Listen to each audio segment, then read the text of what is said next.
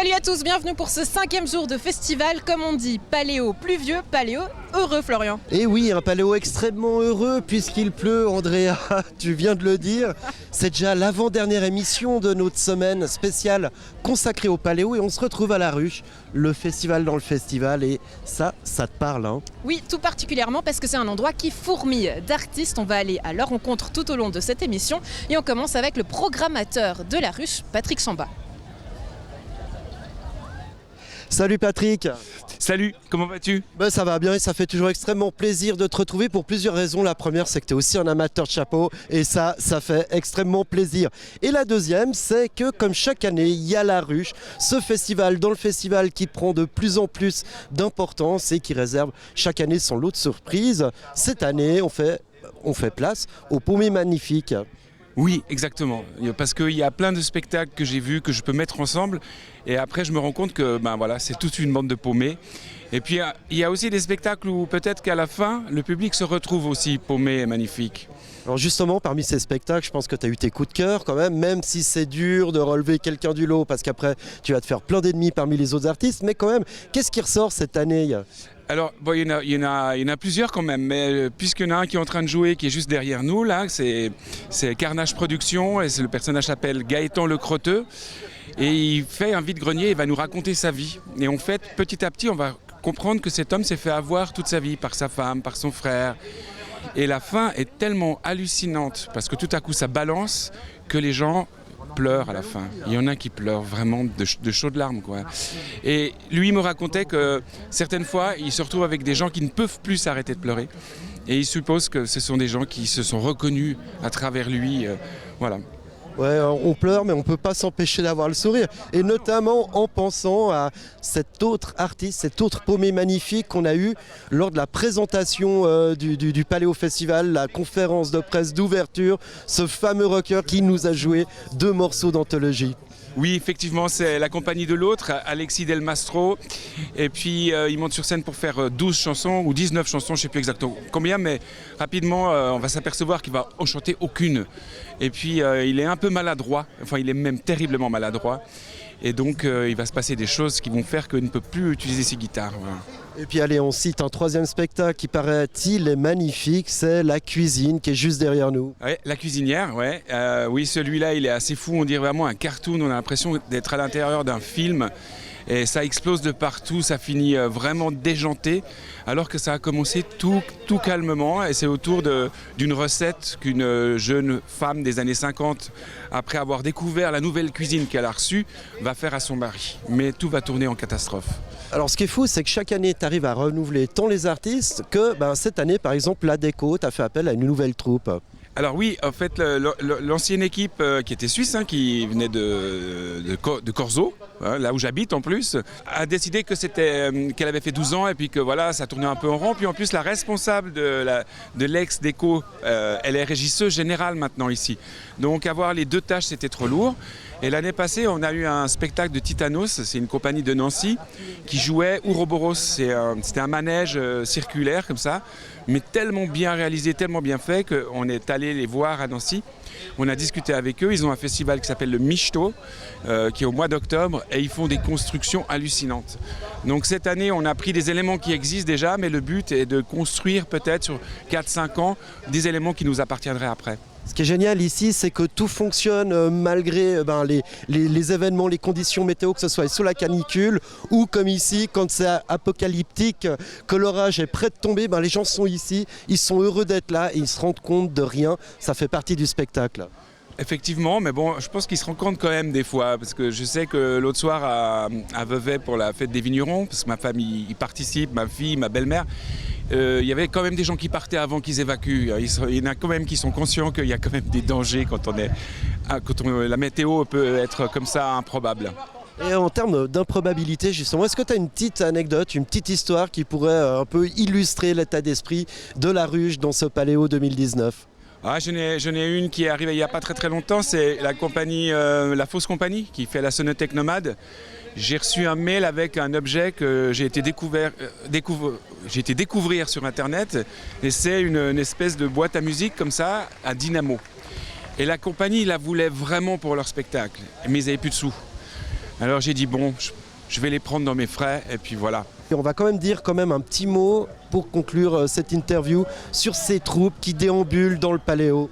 Alors oui, il y en a plusieurs, mais il y en a une dont c'était à peu près la première ici. C'est les 2 extraterrestres avec leur soucoupe. Et eux, ils ont plein de galères aussi techniques, mais enfin voilà, ils démarrent leur spectacle, c'est un travail en progression. Et puis ils s'éclatent quand même.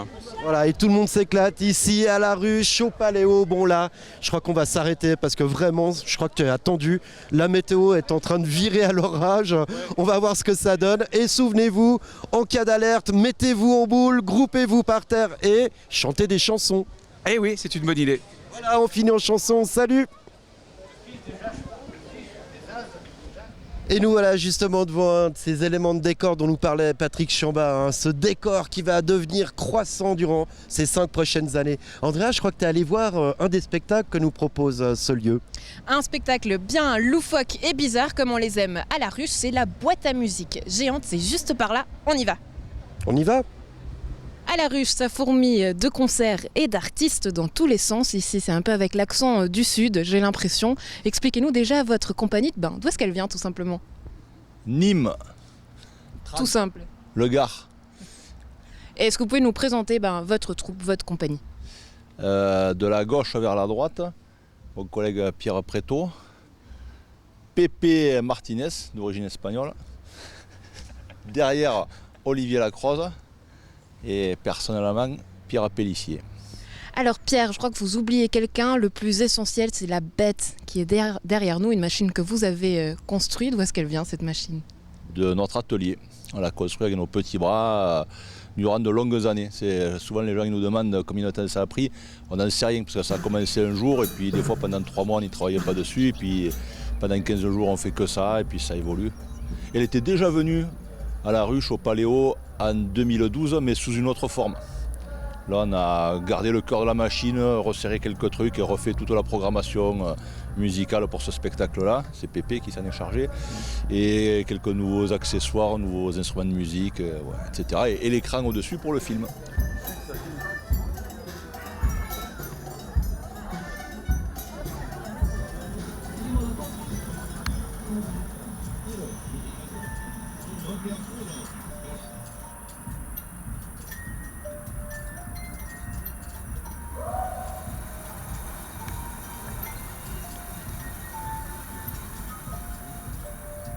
Je vais vous expliquer un peu comment fonctionne l'accordéon que voici. Alors c'est un plateau déjà, un plateau sur lequel sont vissés des vis sur des rangées. Chaque rangée correspond à une note, vous voyez c'est marqué là. Donc ensuite quand on pose le peigne dessus, au passage des vis, ici ça soulève les languettes, vous voyez, qui rentrent en contact ici avec les câbles. C'est relié à un électroaimant. C'est plus précis qu'une horloge suisse. Ah, c'est hyper... j'allais dire, c'est pas si précis que ça quand même. Parce que tout dépend de la hauteur de la vis, tout dépend de la longueur aussi, qu'on met ici. Ça influe sur la longueur de la note. Et ensuite, l'électroaimant, en fait, il tire ici un petit fil de fer. Tac! Et ça vient appuyer sur la touche. Donc ça crée la note. Ensuite, on a ici un autre système qui est un peu le système des boîtes à musique. Les petites boîtes à musique qu'on tourne avec une manivelle. Donc il y a les ergots ici, c'est les vis qui sont vissés sur le rouleau. Le rouleau tourne. Lorsqu'il tourne, la vis, elle vient ici, elle soulève la languette et quand elle a passé, tac, Ça sonne. ça sonne. On aime bien les instruments en bout de course que les musiciens ne peuvent plus jouer, hein, leur donner une deuxième vie, une deuxième chance, comme cette pauvre guitare là, qui elle peut prendre la pluie, elle marche quand même, hein, elle s'accorde à peu près. Elle a sa sonorité, elle a une sonorité particulière et chaque instrument. Des vieilles batteries. Après on a acheté des choses neuves. Chaque aussi, instrument a sa personnalité. Ouais, on peut dire ça comme ça. Un peu comme chez vous, je pense. Donc c'est quoi le coup de cœur qui fait que vous choisissez un instrument? Oh ben c'est soit le prix, déjà. Voilà. S'il n'est pas trop cher, déjà, c'est un bon point, quoi. Mais après, bon, il faut qu'il sonne, hein, il faut qu'il ait quelque chose d'intéressant, quoi, à dire.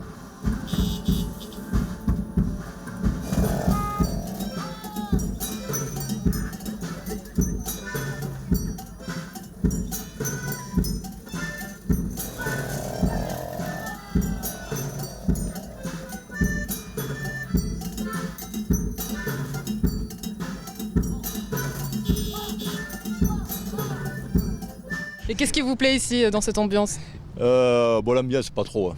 Même quand, Les gens sont chiants. quand j'étais jeune, j'aimais pas ces gros concerts, c'est merdique, c'est du bruit, c'est pénible, quoi. Mais je pense que c'est bien qu'il y ait des espaces comme ça et un peu de théâtre de rue qui est complètement autre chose que les grosses têtes d'affiches.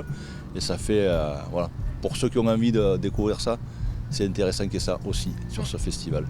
Durant le spectacle, on vous a vu finalement, ça part un petit peu dans tous les sens. Qu'est-ce que vous espérez créer avec ce théâtre de rue? C'est quoi votre petite cuisine à vous?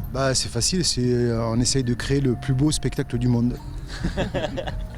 Et par... Je crois quand même qu'on y est arrivé. On n'en est pas loin, on n'est pas loin. Merci d'avoir été avec nous et puis un bon spectacle. Merci beaucoup. Merci. Maman, je suis là. Moi, ce que j'aime à la ruche, c'est qu'on trouve toujours des petits endroits où vagabonder, où laisser partir son esprit. Ici, on est à la sonothèque, à la tisanière de la sonothèque nomade, avec nos deux amis. Andrea, tu les connais mieux que moi, vas-y, présente-les-nous. Oui, alors c'est Jérôme et Karine de la Fausse Compagnie. On va leur laisser la parole tout simplement parce que c'est eux qui ont le son avec des objets incroyables. Bonjour. Bonjour. Alors tout au long de la semaine, vous avez présenté ici justement ces deux objets que vous avez d'ailleurs chinés. Est-ce que vous pouvez nous les présenter en quelques mots? On commence par vous, Karine, peut-être. Oui, alors ce que je tiens dans les mains là, c'est la collecteuse, comme nous l'appelons. C'est un instrument que nous avons conçu en collaboration avec Laurent Cadillac, un scénographe et constructeur nantais. Et on avait envie d'un objet qui rende la collecte de chants et de berceuses foraine. Il y avait vraiment cette quête nomade et foraine de partir du début du XXe avec ce pavillon. Et un objet finalement qui permet de prendre aussi en photo et de prendre les voix en même temps. Oui, c'est ça. En fait, c'est déjà une expérience physique parce que la personne chante dans le pavillon. Donc c'est quelque chose qui est, voilà, c'est une expérience déjà en soi. Et on va même avoir une petite démo, c'est ça. Donc on va vous entendre chanter, Karine, je crois. Ah oui. Eh ben oui, je pourrais faire Sapia de mi canta, sofata per balla, moresca chi, venera marina. Donc la personne chante dans le pavillon. C'est enregistré sur un appareil numérique. Et ensuite, nous pouvons prendre en photo la personne. Merci. Et puis alors toi ensuite, tu as justement cette sonothèque qui redistribue en fait tous ces enregistrements que vous avez faits. Voilà. La sonothèque nomade, c'est quand même l'idée d'inventer des chemins buissonniers d'enregistrement et d'écoute d'une collecte de chants dans nos voyages. Et on vient d'acquérir ce colporteur. C'est un collectif d'artistes de Moscou. Donc à la fois c'est un peu archaïque, ça marche avec une dynamo, et à la fois c'est numérique. Donc par rapport à notre histoire où on a envie de faire cohabiter un siècle de technologie, c'était parfait.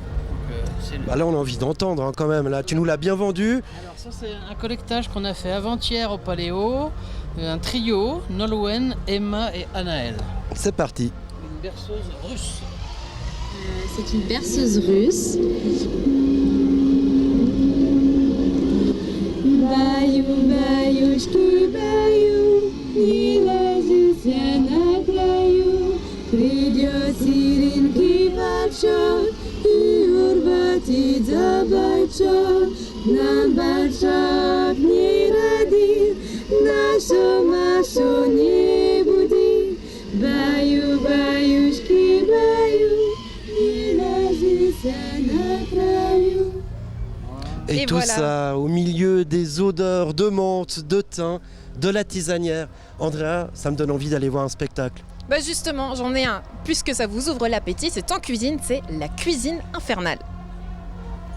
Et on continue avec la compagnie Tout en vrac qui nous promet un spectacle infernal tous les soirs. Donc expliquez-nous comment il est né tout simplement ce spectacle. Alors ça c'est moi. Le spectacle il est né en 2014. On avait envie de proposer pour la rue un spectacle un peu une case de bande dessinée qui serait posée dans la ville avec une cuisine, un lieu où tout le monde va au moins une fois dans sa vie, même plusieurs fois par jour, et de raconter une histoire autour de la cuisine. Et donc nous est venue cette idée d'une jeune femme des années 50 qui a très envie de faire un gâteau et ça se passe pas forcément très très bien pour elle. Bonjour mesdames, je vous souhaite la bienvenue dans votre programme Belle du logis et Fée du foyer. Cette jeune femme, évidemment, on vous a reconnu, c'est vous. Qu'est-ce qui vous plaît dans ce personnage ? Qu'est-ce qui me plaît dans ce personnage ? Plein de choses. Déjà, de toute façon, je prends beaucoup de plaisir à jouer autant de catastrophes. Puis c'est un personnage qui me touche, qui a ses peurs, ses angoisses, c'est un petit peu stressé, un petit peu fou. Pas trop en raconter non plus pour garder un peu le mystère. Mais qu'est-ce qui me plaît ? Un peu tout finalement. Qu'est-ce que vous avez voulu faire de cette cuisinière un peu folle finalement, à qui tout arrive, un peu gauche ? Alors l'idée c'était vraiment de prendre un personnage et de le faire sortir de son cadre. Elle a envie d'être cette ménagère parfaite qui serait une image un peu de papier glacé, de publicité. Et petit à petit elle va se rendre compte elle-même qu'elle ne peut pas suivre les choses selon des préceptes qu'on lui donne et qu'on lui impose. Et qu'il faut qu'elle explose son cadre pour faire les choses à sa manière. Un spectacle vivant, l'art de rue, comme on dit, finalement, qui appelle les gens et qui vit avec son public. Qu'est-ce que ça évoque chez vous, finalement, cette ruche et ici, cet espace qui fourmille dans tous les sens ? Qu'est-ce que ça évoque ? C'est vraiment un espace vraiment parfait, en fait, au milieu du festival. Je vous avoue, je trouve que c'est un moment assez paradisiaque qu'on vit. On a beaucoup de chance de le découvrir parce que... En plus d'une équipe formidable, solidaire, talentueuse, c'est cet espace comme ça où on est tous ensemble, autant avec les spectacles que les bénévoles. C'est des souvenirs, je crois, qui vont rester gravés à un moment. On l'a vu hier, c'était le succès fou. La foule est restée malgré la pluie. Comment vous l'avez vécu, vous ? J'ai trouvé qu'on avait un public courageux. Oui. J'étais très contente. J'ai eu un petit peu peur pendant les quelques gouttes que tout le monde s'en aille. Et puis finalement, on est restés. On a tous subi un peu et c'était encore plus beau. Ces moments-là, Je crois que c'est un moment de partage supplémentaire où le public se met à vivre ce que vit au même temps Noémie sur le plateau. Et du coup, ça resserre les liens. Merci d'avoir été avec nous et puis longue vie à la troupe. Merci beaucoup.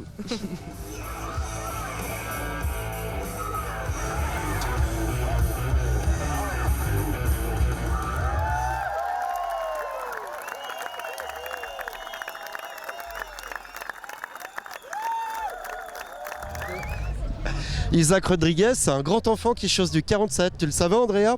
Non, je le savais pas, mais maintenant que tu le dis, tu sais toi un petit gag, c'est grand pied, grand... Porte-clés.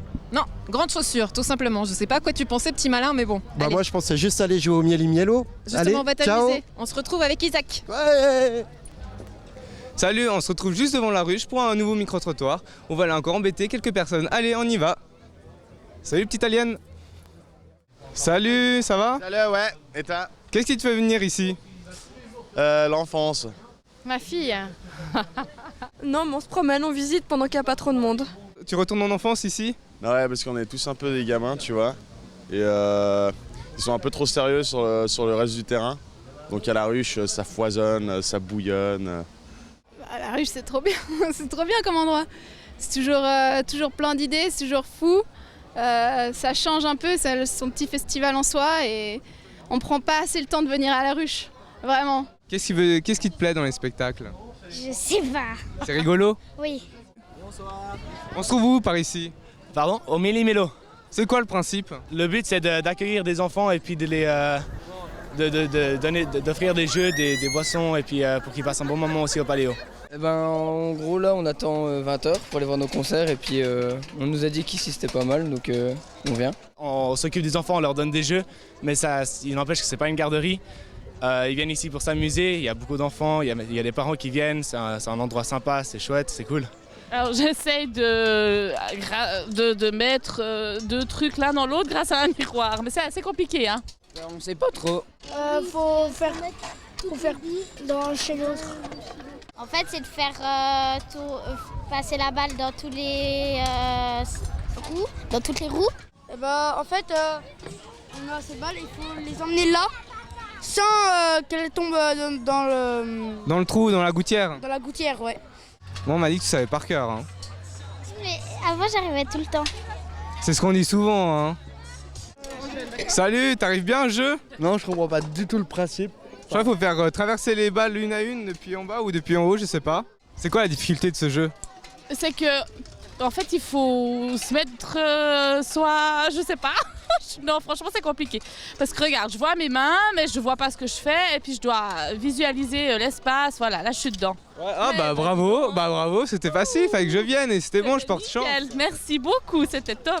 Tu veux faire un match contre moi? Ouais. Allez, le premier qui en met une de l'autre côté a gagné, ok?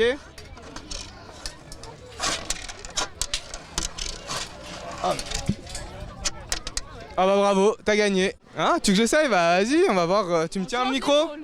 Vas-y, montre-nous. Donc là, c'est perdu. D'accord. Et là, bah, j'ai une boule de gagner. Ah ouais, non, c'est compliqué avec le miroir. Hein. Oh là là. Non mais... Et alors, qu'est-ce que tu ressens? Ah, moi, je ressens beaucoup de difficultés. Ah mais t'es presque, hein. Vas-y. Oh non, perdu alors, hein. La petite boule. Ah, tu vois? Vas-y.